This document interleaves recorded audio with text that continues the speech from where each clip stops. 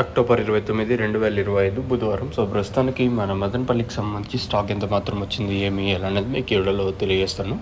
నేటితో పోల్చుకుంటే దిగుమతి తగ్గిందా లేదా పెరిగిందా ఏమనేది వీడియోలో మాట్లాడుకుందాం. సో ఫస్ట్ ఇంకా లాస్ట్ వరకు వచ్చాను మీకంటూ కొంచెం క్లారిటీ వస్తుంది. నేను ముల్కల్చూరు మార్కెట్ కూడా ఏం జరిగింది, ఏమి ఎలా అనేది మీకు వీడియోలో తెలియజేస్తాను.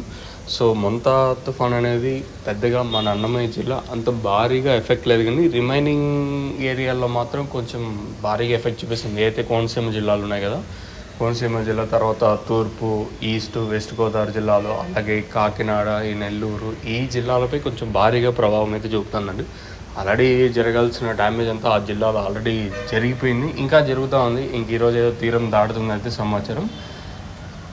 సో మన అన్నమయ్య అన్ని జిల్లాలతో పోల్చుకుంటే ఎక్సెప్ట్ అన్నమయ్య జిల్లాకి కొంచెం కాదు, చాలా వరకు ప్రభావం తక్కువ మన మొంతా తుఫాన్ అనేది. సో ప్రస్తుతానికి మొలకల్చెరువు అయితే నిన్న 450 రూపాయలు కేజీఎల్లో, తర్వాత 500 రూపాయలు ఎంఎస్ఆర్ మండీలో నిన్న సూపర్ టాప్ వచ్చేసి. సూపర్ టాప్ అయితే 500 రూపాయలు మన మొలకల్చెరువు మార్కెట్లో సూపర్ టాప్ వచ్చేసి. ఇంక మదనపల్లి స్టాక్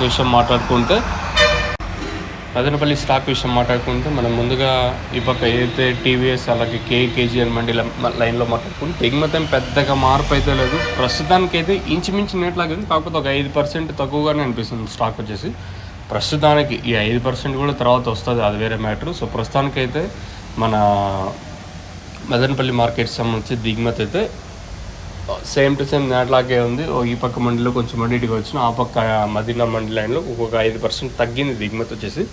ఓవరాల్గా మార్కెట్ మొత్తం మాట్లాడుకున్నట్టు దిగుమతి ఒక 5% ప్రస్తుతానికి తగ్గింది. ఈ తర్వాత ఏమన్నా వస్తే ఒక 5% అది కవర్ అయిపోతుంది, నేట్లాగే ఉంటుంది. ప్రస్తుతానికి అయితే దిగుమతి ఏం పెద్దగా మార్పు అయితే ఉంది, సేమ్ టు సేమ్ నేట్లాగే ఉంది. ఈ తుఫాన్ ప్రభావం కూడా మన అన్నమయ్య జిల్లా పెద్దగా లేదు ప్రస్తుతానికి వచ్చేసి. మీకు ఎవరికైనా తక్షణ బోర్ బుకింగ్ చేసుకోవడం పైన